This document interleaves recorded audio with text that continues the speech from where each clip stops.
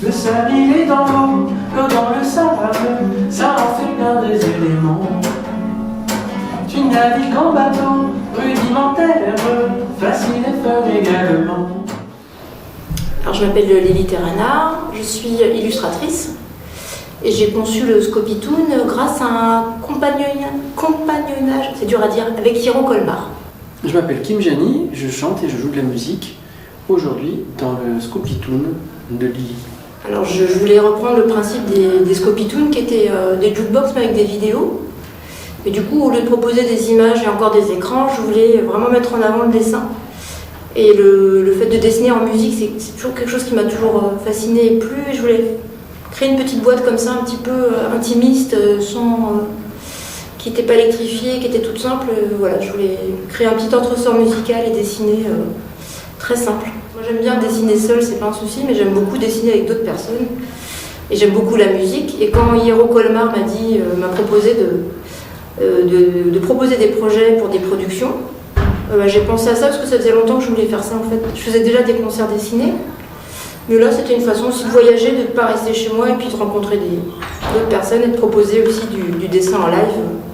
Parce que la musique live c'est quelque chose qui est courant, mais du dessin comme ça en direct c'est très rare. L'idée c'est le Scopitoon invite des musiciens que j'aime et que Hiro Colmar aime, donc c'est une façon de soutenir aussi les musiciens qui ont besoin de jouer aussi devant d'autres personnes, donc c'était une forme parfaite pour ça.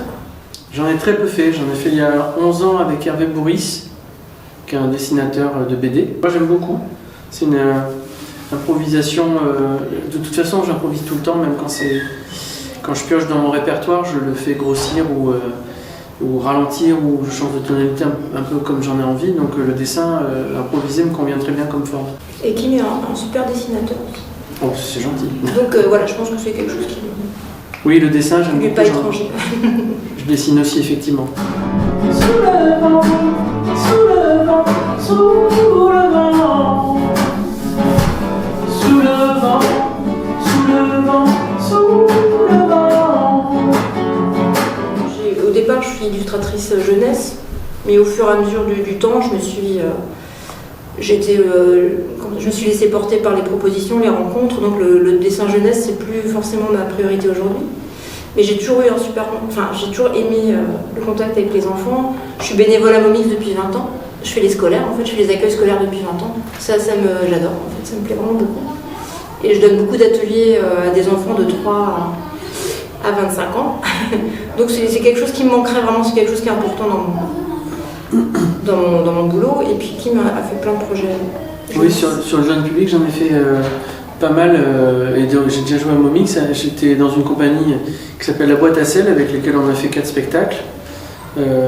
Et c'est une compagnie dans laquelle il y avait l'idée et c'est toujours le cas, hein, ça joue la compagnie sur ce festival, de proposer une forme qui rallie l'invariant qu'il y a entre l'adulte et l'enfant, si bien que l'enfant ne voit pas forcément quelque chose de gnangnan, l'adulte ne voit pas quelque chose forcément de sérieux, c'est plutôt l'invariant entre les deux. Donc on parle autant à l'enfant en temps réel, c'est-à-dire que le premier spectacle que j'ai fait avec eux c'était en 2012 et on parlait aux enfants de 2012 avec des musiques qu'ils pouvaient comprendre par exemple, et du théâtre d'objets, toutes sortes de choses.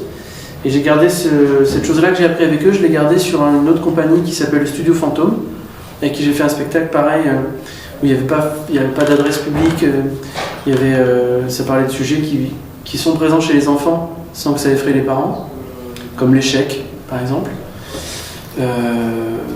l'échec, la peur, ce genre qui sont tout à fait envisageables. Et là maintenant, je continue en faisant des chansons pour l'autre label qui correspond à la compagnie Il était une fois dans le sud-ouest et qui organise beaucoup de spectacles dessinés justement, de concerts dessinés.